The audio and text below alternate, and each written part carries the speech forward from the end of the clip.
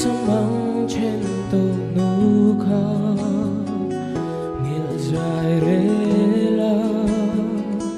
kalen lai don mga darang katong che sui lung rua lin lim ten kan leng du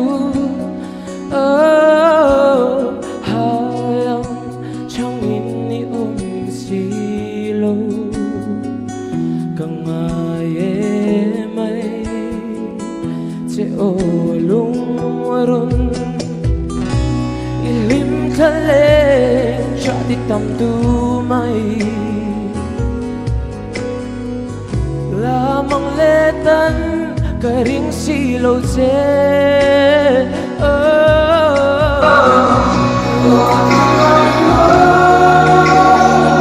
lung lên doa tu thiên lai ở riêng ria ye nắng ngày và thiên lai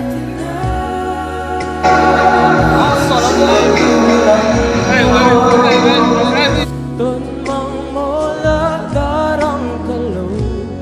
tôn che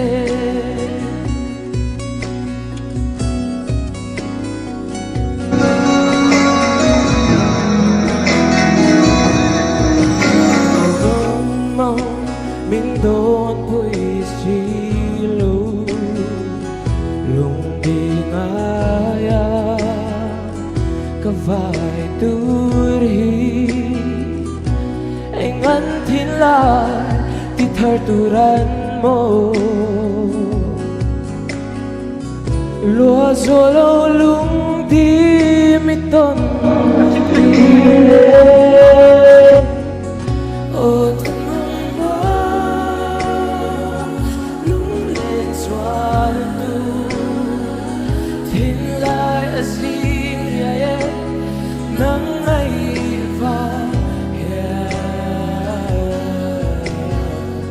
thiên lai na rồi tu ran mo tôn mong mo la darang kalau